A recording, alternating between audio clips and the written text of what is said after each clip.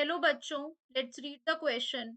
Which of the following does not produce H2 at the anode on electrolysis or using PT electrodes? In this question, the key concept is electrolysis. Basically अगर हम बात करते हैं electrolysis की, it is the process by which electric current is passed through a substance to effect a chemical change, एक chemical change को effect करने के लिए। अब पूछा गया है इनमें से कौन से हैं जो हाइड्रोजन प्रोड्यूस नहीं करेंगे eight the anode on electrolysis using platinum electrodes.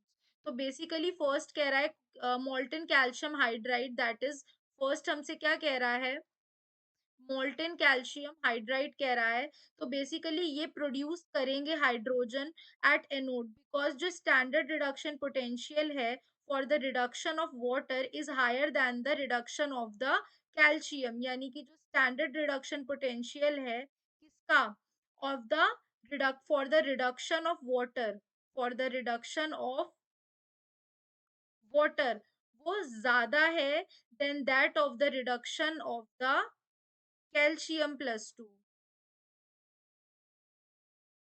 तो ये करेगा प्रोड्यूस। सेकंड हमसे कह रहा है aqueous NaCl।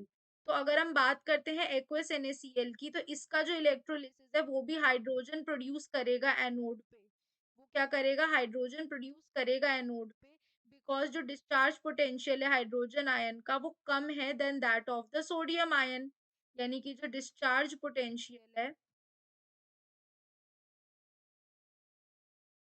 discharge potential of hydrogen is less, lower than that of the sodium ion। और फिर थर्ड केस में कह रहा है copper sulphate aqueous. Copper sulphate aqueous जो है बेसिकली ये नहीं प्रोड्यूस करेगा, it will not produce hydrogen at the anode because the discharge potential जो है यहाँ पे हाइड्रोजन का वो ज्यादा है than that of the cupric ion, than that of the cupric ion. तो यानी कि we can say than that of the cupric ion. And lastly अगर हम देखें यहाँ पर सल्फ्यूरिक एसिड का क्या दे रखा है हमें, डाइल्यूट H2SO4। तो इसकी अगर हम बात करते हैं तो ये भी क्या करेगा, ये प्रोड्यूस करेगा हाइड्रोजन एट द एनोड। तो यानी जो आंसर हमारा रॉन्ग है that is option number C, जो कि प्रोड्यूस नहीं कर रहा है। So therefore, option C will be the right answer. Hope you guys understand.